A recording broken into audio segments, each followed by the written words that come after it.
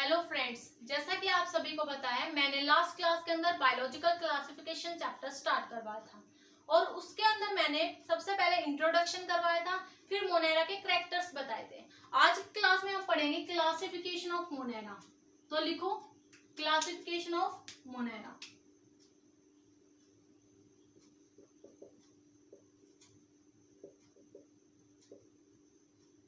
Monera की classification, Monera को further two types के अंदर डिवाइड कर दिया। फर्स्ट वन आर्कीबैक्टीरिया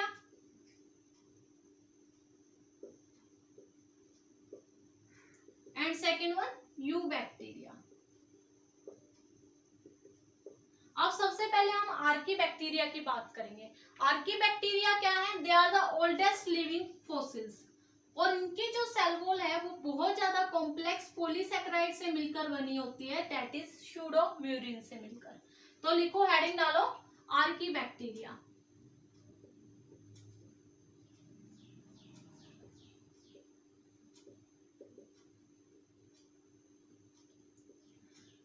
इनको बोलते हैं हम, they are the oldest living fossils. और इनकी जो सेल वॉल होती है, cell wall is made up of complex polysaccharide that is स्यूडोम्यूरिन।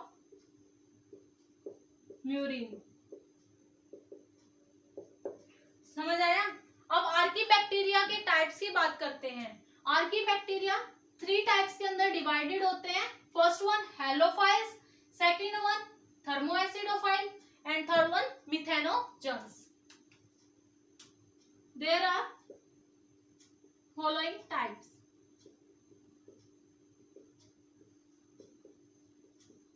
लिखो, सबसे पहले हैलोफाइल्स। सबसे पहले हम हैलोफाइल्स की बात करते हैं। देखिए, हैलोफाइल्स जो बैक्टीरिया है ये साल्टी एरियाज के अंदर प्रेजेंट होते हैं। दे आर फाउंड इन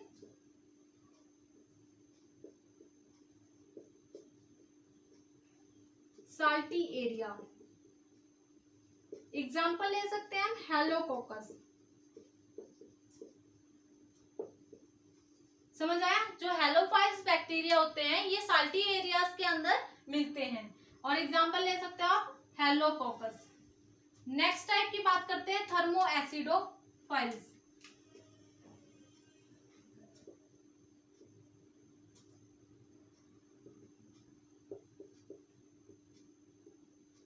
थर्मोएसिडोफिलस। अब ये जो बैक्टीरिया होते हैं ये हॉट सल्फर स्प्रिंग्स जैसे एरियाज में मिलते हैं। ये 100 डिग्री सेल्सियस टेम्परेचर पर भी सरवाइव कर जाते हैं। तो लिखो, they are found in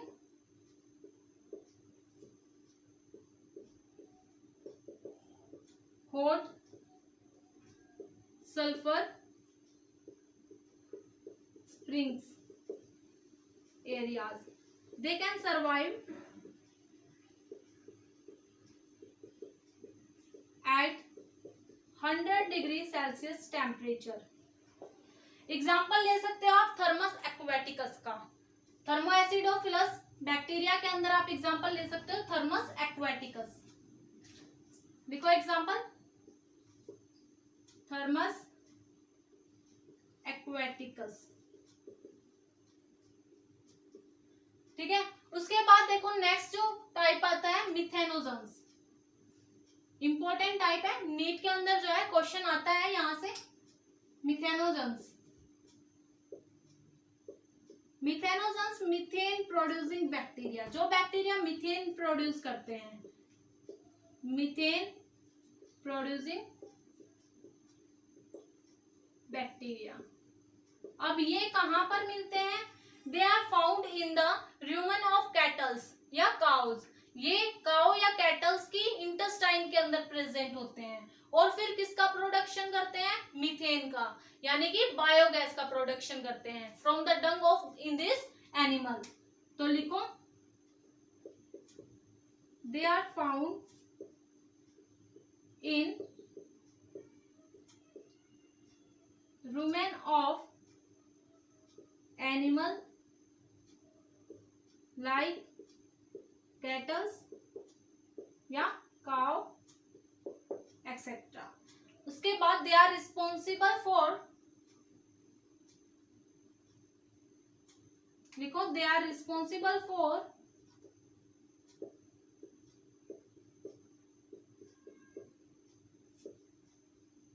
production of methane या हम बोल सकते हैं biogas from the dung of animals. समझ आया मीथेन। और इसके अंदर आप एग्जांपल ले सकते हो मिथेनोबैक्टीरियम या मिथेनोकोकस का। एग्जांपल लिखो,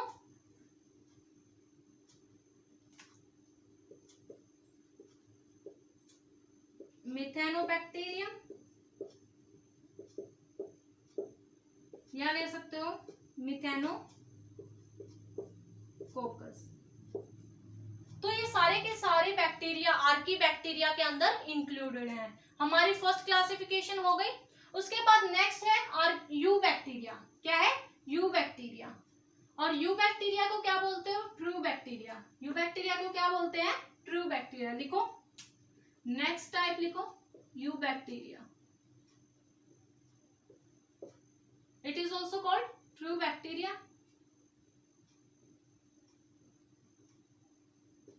सबसे पहले हम यू बैक्टीरिया के स्ट्रक्चर की बात करेंगे। Structure of you bacteria. तो स्ट्रक्चर को समझते हैं। आउटर मोस्ट कवरिंग होती है जो यू बैक्टीरिया की,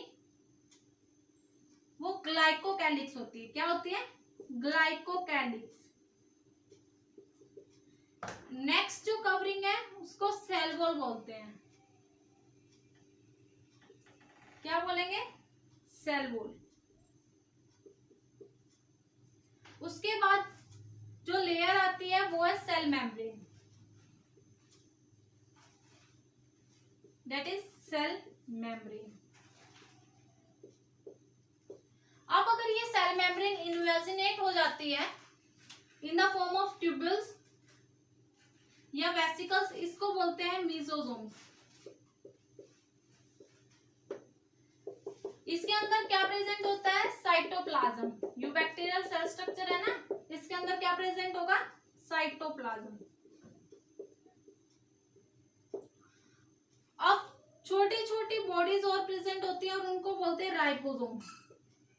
और राइबोसोम कह सकते हैं 70S टाइप राइबोसोम। उसके बाद अगर मैं बात करूं, अगर यही राइबोसोम एक mRNA के ऊपर अटैच है तो उसको बोलते हैं पॉलीसोम्स। क्या बोलेंगे? पॉलीसोम्स या पॉलीराइबोसोम भी बोल सकते हो।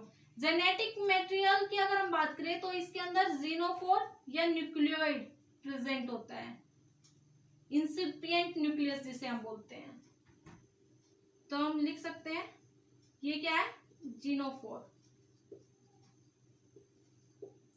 ओके, समझ आया। अब ये बैक्टीरियल सेल है, इसकी सेल अपेंडेंसेस की बात करें तो कुछ ब्रिस्टल लाइक स्ट्रक्चर है ये। इसको बोलते हैं हम फिम्ब्रे। क्या बोलते हैं? फिम्ब्रे, जो मूवमेंट लोकोमोशन में हेल्प करते हैं। ये पूरे सेल स्ट्रक्चर पर प्रेजेंट होते हैं यू बैक्टीरिया के। इसको बोलते हैं फिम्ब्रे। उसके बाद फ्लैजिला से तो छोटे छोटे स्मॉलर स्ट्रक्चर भी प्रेजेंट होते हैं, इनको बोलते हैं पिल्लाई। क्या बोलेंगे? पिल्लाई। अब ये हो गया। अब इसके साथ साथ फ्लैजिला भी प्रेजेंट होंगे। ऐसा स्ट्रक्चर होता है, इसका स्ट्रक्चर मैं अलग से बनवाऊंगी। ये क्या है? फ्लैजिला। तो ये पूरा का पूरा आपका क्या है? Eubacterial cell structure. अब हम इनको वन बाय वन करके पढ़ते हैं। आपने ये डायग्राम अपनी नोटबुक के अंदर बना लेना है। डायग्राम से ज्यादा जल्दी टॉपिक लर्न होता है। चलो सबसे पहले बात करते हैं हम सेल इनवेलॉप की। सेल स्ट्रक्चर के अंदर इसमें सबसे पहले क्या आएगा? Cell envelope. Cell envelope, 3-layered structure. First one, glycocalyx. Next, cell wall. And last one, cell membrane. अगर मैं ग्लाइकोकैलिक्स की बात करूं तो ये प्रोटेक्शन में हेल्प करता है. It protected from WBC. ये बैक्टीरियल सेल को प्रोटेक्ट करके रखता है फ्रॉम WBC से. तो protected from WBC. Outer most covering होती है ग्लाइकोकैलिक्स, यू बैक्टीरिया के सेल स्ट्रक्चर की. सेल वॉल की बात करें तो इसके अंदर जो सेल वॉल है वो पेप्टिडोग्लाइकेन से मिलकर बनी होती है. और जो सेल वॉल है इसका मेन फंक्शन क्या होता है, ये बैक्टीरियल सेल को ब्रस्ट और कोलैप्स होने से रोकती है. It help in to prevent the bacterial cell structure, the bacterial cell from bursting or collapsing. इसके साथ साथ सेल वॉल का एक और फंक्शन होता है, ये बैक्टीरियल सेल को मैकेनिकल सपोर्ट प्रोवाइड करते हैं. क्या प्रोवाइड करती है? Mechanical support. तो लिखो,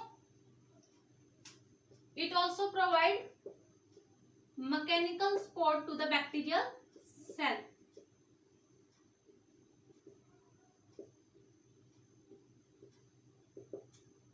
उसके बाद क्या आता है? Cell membrane. और जो सेल मेम्ब्रेन है ये लिपोप्रोटीन से मिलकर बनी होती है. लिपोप्रोटीन मतलब लिपिड और प्रोटीन से. और इसका फंक्शन क्या है? It help to regulate the transport of cell. ये सेल के ट्रांसपोर्ट को रेगुलेट करके रखता है. It help in to regulate the transport of cell. समझ आया? सेल मेम्ब्रेन, सेल एनवेलप क्या है. उसके बाद नेक्स्ट साइटोप्लाज्म. साइटोप्लाज्म की बात करते हैं. यूबैक्टीरियल सेल स्ट्रक्चर के अंदर क्या था? साइटोप्लाज्म. यहां लिख सकते हो आप स्ट्रक्चर ऑफ यूबैक्टीरिया. देखो साइटोप्लाज्म. साइटोप्लाज्म के अंदर कोई मेम्ब्रेन बाउंड ऑर्गेनेली प्रेजेंट नहीं होती. लाइक गोल्गी एपरेटस, माइटोकॉन्ड्रिया, ये सब अब्सेंट होते हैं. लिखो नो मेम्ब्रेन बाउंड ऑर्गेनेली.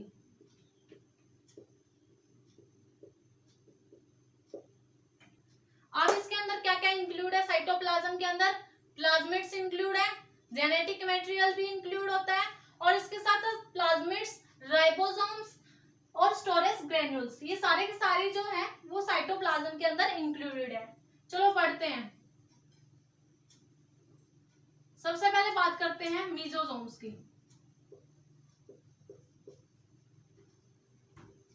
अगर मीजोसोम को देखें तो ये क्या होता है, जब आपकी सेल मेम्ब्रेन यानी कि जब बैक्टीरियल सेल की सेल मेम्ब्रेन इन्वेजिनेट कर जाती है in the form of tubules या वेसिकल्स की फॉर्म में, तो उसको बोलते हैं मीजोसोम. लिखो,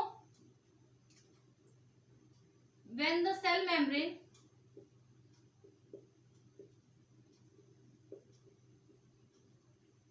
invaginate in the cytoplasm is called mesosome. It can be in the form of tubules or vesicles. इनका फंक्शन क्या होता है? ये सेल रेस्पिरेशन में हेल्प करती है, सेल डिवीजन में हेल्प करती है, डीएनए रेप्लिकेशन में भी हेल्प करती है. तो इनका फंक्शन लिखो. सबसे पहले ये सरफेस एरिया इंक्रीज करती है, इंक्रीज सरफेस एरिया. इसके बाद लिखो सेल रेस्पिरेशन में हेल्प करती है, दैट इज एरोबिक रेस्पिरेशन के अंदर. सेल डिवीजन में भी हेल्प करती है। तो ये सारे क्या है लिसोसोम का फंक्शन। उसके बाद बात करते हैं हम जेनेटिक मटेरियल की। अब जेनेटिक मटेरियल किस फॉर्म में प्रेजेंट होता है यूबैक्टीरिया के अंदर, वो देखो।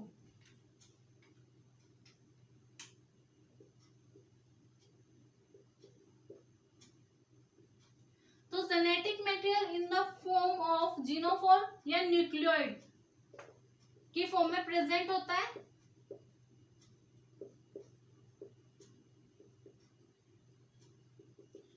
इसके अंदर अगर मैं बात करूं तो जो नेक डीएनए है वो विदाउट हिस्टोन प्रोटीन प्रेजेंट होता है, यानी हिस्टोन प्रोटीन प्रेजेंट नहीं होता डीएनए के ऊपर। तो यहां हम लिख सकते हैं naked DNA but without histone protein. समझ आया जेनेटिक मटेरियल। उसके बाद बात करते हैं हम प्लाज्मिड की।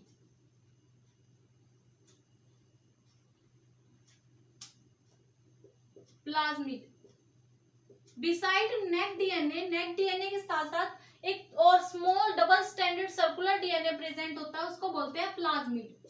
तो लिखो बिसाइड नेक डीएनए स्मॉल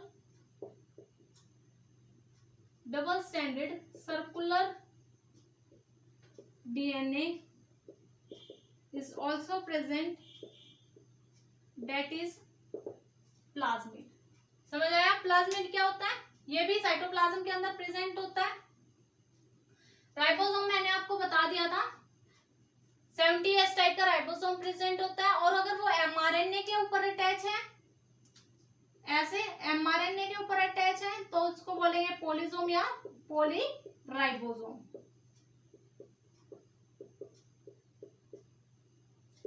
तो राइबोसोम भी साइटोप्लाज्म के अंदर प्रेजेंट होता है। अब उसके बाद बात करते हैं हम स्टोरेज ग्रैन्यूल्स की। स्टोरेज ग्रैन्यूल्स यानी कि किसकी फॉर्म में? इंक्लूजन बॉडीज की फॉर्म में प्रेजेंट होता है। जो रिजर्व मटेरियल होता है वो एज अ इंक्लूजन बॉडीज के रूप में स्टोर्ड होता है।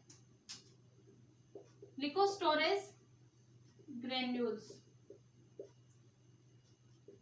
इसके अंदर जो रिजर्व मटेरियल होता है, reserve material in the cytoplasm stored in the form of inclusion bodies। समझ आ गया? ये सारे के सारे साइटोप्लाज्म के अंदर प्रेजेंट है। अब नेक्स्ट बात करते हैं सेल अपेंडेंसेस की। सेल अपेंडेंसेस के अंदर फ्लैजिला, पिल्लाई और फिम्ब्रे, ये 3 स्ट्रक्चर इंक्लूड है। लिखो सेल अपेंडेंसेस।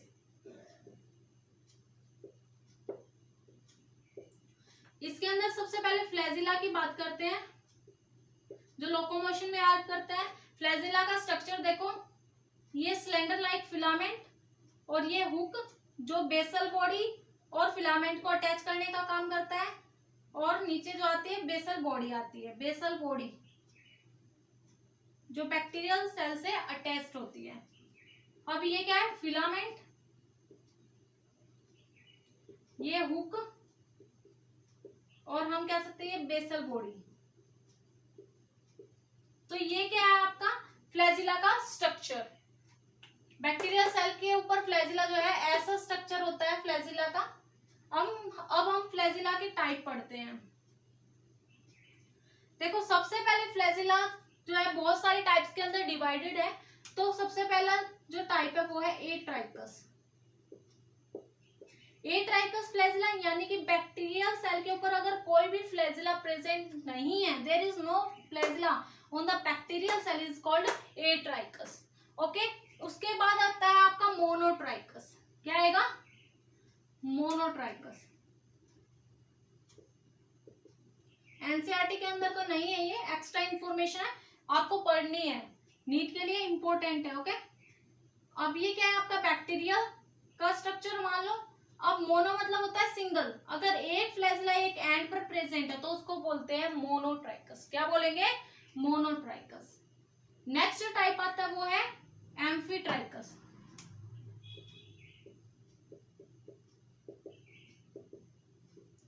एम्फीट्राइकस क्या होता है? ये बैक्टीरिया का सेल स्ट्रक्चर मान लो, अगर सिंगल फ्लैजिला दोनों एंड पर प्रेजेंट है तो उसको बोलते हैं एम्फीट्राइकस। क्या बोलेंगे? एम्फीट्राइकस। अब आगे आता है आपका लोफोट्राइकस। फ्लैजिला का नेक्स्ट टाइप है वो है लोफोट्राइकस। लोफोट्राइकस होता है जब बैक्टीरियल सेल के दोनों साइड पर बंच ऑफ फ्लैजिला प्रेजेंट हो। दोनों साइड पर क्या हो? बंच ऑफ फ्लैजिला प्रेजेंट हो, फ्लैजिला का गुच्छा प्रेजेंट हो, उसको बोलते हैं लोफोट्राइकस। क्या बोलेंगे? लोफोट्राइकस। उसके बाद नेक्स्ट टाइप है सिफेलोट्राइकस।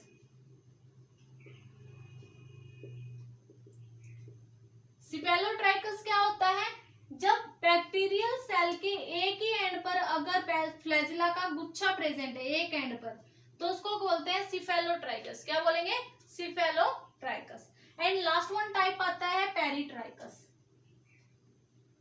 लिखो peritrichous.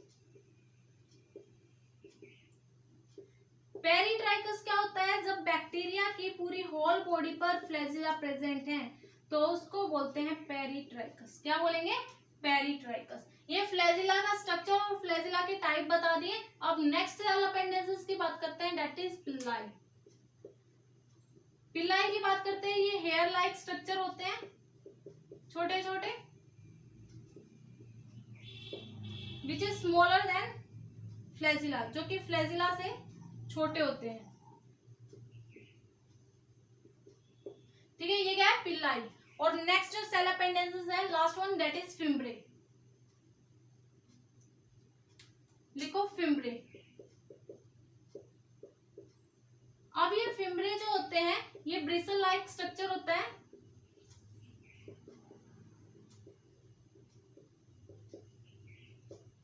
Sprouting out of cell, cell के ऊपर वाली सरफेस पर होते हैं। उसके बाद इनका फंक्शन क्या होता है? It attach the bacteria to the host surface. ये बैक्टीरिया को होस्ट सरफेस पर अटैच करने का काम करते हैं।